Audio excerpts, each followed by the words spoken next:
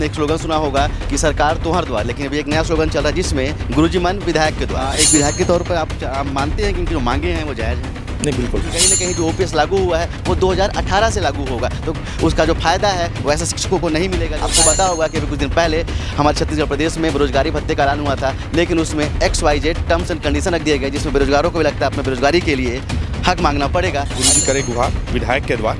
इसके लिए कमेटी भी गठित हुई थी जिसको 90 दिन में जवाब देना था, लेकिन एक गाना तो आपने सुना होगा ना कि वादा तो टूट जाता है। तो वही आप कहावत के अनुसार वादा किया है तो निभाना पड़ेगा, नहीं तो फिर भोगना जाना पड़ेगा। आप नहीं बोलेंगे? देखिए मैडम, मैं अपने हक की बात नहीं बोलती है। जल्दी पूरी करे सरकार, अन्यथा फिर दूसरी सरकार। देखिए धमकी देने पे आ गए मैडम, है ना? चलिए, कि विश्वास पे तो पूरी दुनिया टिकी है, तो ये हमारा विश्वास है और हम उम्मीद लेकर आए हैं कि हमारा विश्वास जरूर कायम होगा। कर्मचारी की बात है, इसके बाद में जो रसोइयों की बात है वो भी अपनी मांगों को लेकर हड़ताल में बैठे हुए हैं। कहीं ना कहीं सरकार को उनको भी ध्यान देना चाहिए। लेकिन एक चाचा भी हमारे पास में है, वो काफ़ी परेशान लग रहे थे।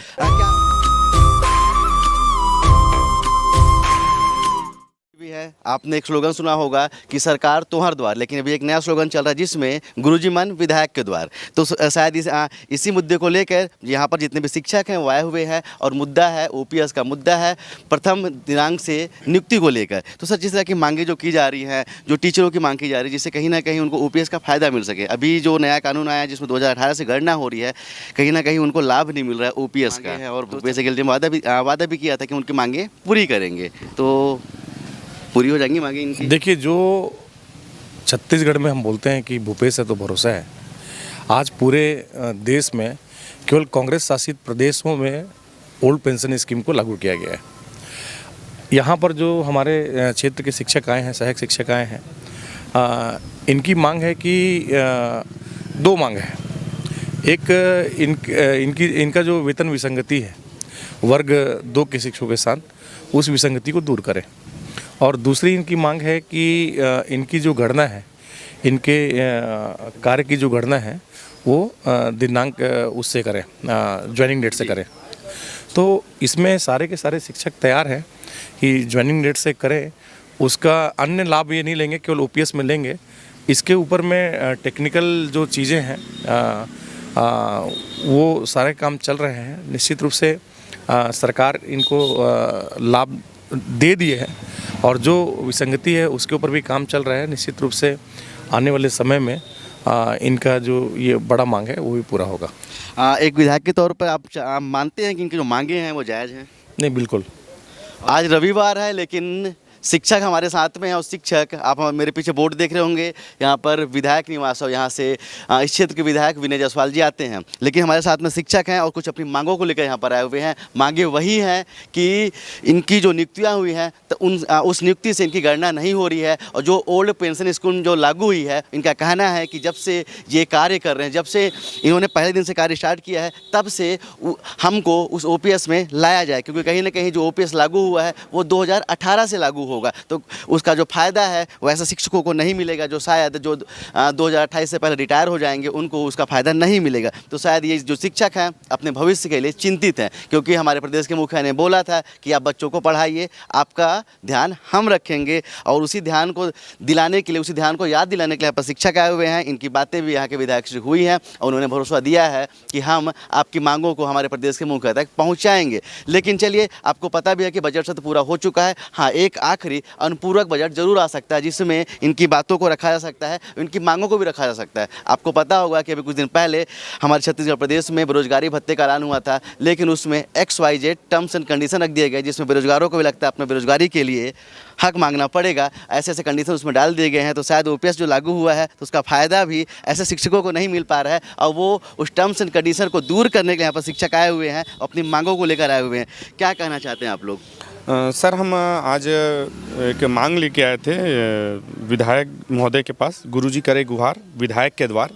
ये 90 विधानसभा क्षेत्र में ये कार्यक्रम सहायक शिक्षक समग्र शिक्षक फेडरेशन के द्वारा चलाया जा रहा है, और कल हम सोनहत भरतपुर में थे और आज माननीय विधायक महोदय मनेन्द्रगढ़ के द्वार में आए हैं और गुहार कर रहे हैं कि हमारी जो पूर्व सेवा की गणना है उसको करते हुए हमारा वेतन विसंगति दूर करें। और इसके लिए महोदय 90 दिन की कमेटी भी बनी थी, लेकिन उस 90 दिन की कमेटी का आज तक रिपोर्ट आया नहीं है। आपने कहा था कि आपकी मांगों को हम पूरा करेंगे करके, और ये लगभग 5 बजट हो गए हैं और अभी तक हमारी मांग पूरी नहीं हुई है। तो हम चाहते हैं कि आप चुनाव में जाने से पहले हमारी मांगों को पूरी कर दीजिए, जिससे हमें पेंशन और जो वेतन विसंगति का जो लाभ है वो दोनों में मिले। सितंबर 2021 में घोषणा हुई थी कि 90 दिन के अंदर पे हम आपकी मांगों को पूरा कर देंगे। उसके लिए कमेटी भी गठित हुई थी जिसको 90 दिन में जवाब देना था। लेकिन एक गाना तो आपने सुना होगा ना कि वादा तो टूट जाता है, और शायद वो वादा अभी टूटने के कगार पे। लेकिन तब भी क्योंकि हमारे प्रदेश में भूपेश के भरोसे वाली सरकार है, तो हम हार तो मानेंगे नहीं। और कहीं ना कहीं जो शिक्षक हैं वो भी अपने विधायक पे भरोसा जरूर कर रहे हैं कि सर आप हमारी बातों को सुनिए और हमारी जो जायज़ मांगे हैं उसको रखिए। क्या कहना चाहते हैं, इसमें वादा पूरा हो जाएगा ना? हाँ, निश्चित तौर में जो कमेटी 90 दिन का समय मांगी थी, जो 1.5 साल लगभग हो गई, अभी तक रिपोर्ट नहीं आया है। लेकिन अभी तक हम लोग को थोड़ा सा छला हुआ महसूस हो रहा है। लेकिन जैसे कहा जा रहा है कि भूपेश से तो भरोसा है, तो हो सकता है अनुपूरक बजट में हम लोग को मांगों को पूरा करें। विधायक महोदय के माध्यम से हम संदेश पहुंचाना चाह रहे हैं कि जो वादा किए हैं उनको निभाइए।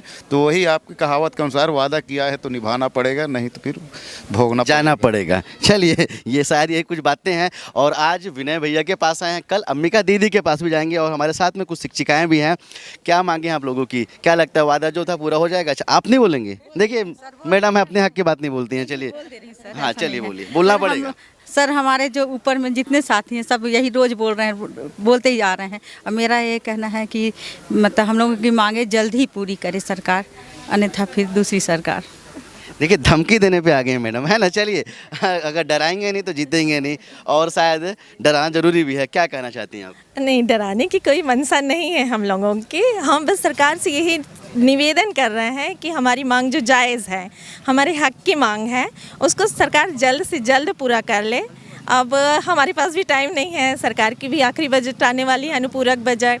तो हम यही आशा कर रहे हैं और कि हमारी मांगों को पूर्ण कर दें, जो कि हमारे हक की मांग है और जायज़ भी हैं। आप लोग विधायक के पास में आए हुए हैं, क्या लगता है विधायक ने आपकी बातों को गंभीरता से सुना है और आप लोग जो मांगे हैं पूरी हो जाएंगी वो? देखिए, एक कहावत है कि विश्वास पे तो पूरी दुनिया टिकी है। तो ये हमारा विश्वास है और हम उम्मीद लेकर आए हैं कि हमारा विश्वास ज़रूर कायम होगा।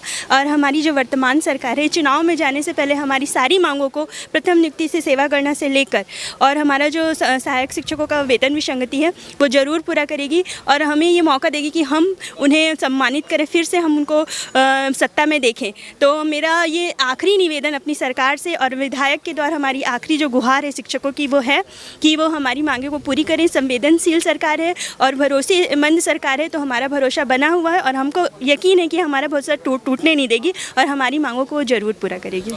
सफाई कर्मचारी की बात है, इसके बाद में जो रसोइयों की बात है वो भी अपनी मांगों को लेकर हड़ताल में बैठे हुए हैं। कहीं ना कहीं सरकार को उनको पर ध्यान देना चाहिए। चलिए, हम भी उम्मीद करते हैं कि जो जायज़ मांगे हैं वो पूरी होनी चाहिए। और कहीं ना कहीं जो पुरानी पेंशन योजना लागू की गई है, उस पेंशन योजना का एक्चुअल लाभ ऐसे शिक्षकों को जरूर मिलना चाहिए जो अपनी सेवाएं निरंतर 20 से 25 से 30 सालों से देते आ रहे हैं। हम उम्मीद भी करेंगे, क्योंकि प्रदेश में भरोसे की सरकार है और यहाँ पर बोला जाता है कि विनय है तो विश्वास है। तो इस विश्वास को कहीं ना कहीं हम भी उम्मीद करेंगे कि जो विधायक साहब हैं वो उनके विश्वास को तोड़े ना। लेकिन इसी वजह एक चाचा भी हमारे पास में है, वो काफ़ी परेशान लग रहे थे। क्या है, आप कुछ बता रहे थे कुछ? अरे राशन कार्ड नहीं बना है ना। राशन कार्ड नहीं मिल रहे हैं? हाँ, और पैसा भी नहीं मिलता है। पैसा कहाँ का पैसा? गरीबी वाला, गरीबी रेखा वाला। तो चलिए, बगल पे यहाँ पर विधायक जी का निवास है। मैं एक बार फिर से अपील करूँगा कि अगर ये जो हमारी जो खबर है विधायक जी के पास जाएगी, तो ये जो चाचा हैं इनको जो राशन नहीं मिल रहा है तो इनका राशन मिलना चाहिए। और जो इनको पेंशन नहीं मिल रहा है, क्योंकि पेंशन योजना लागू है,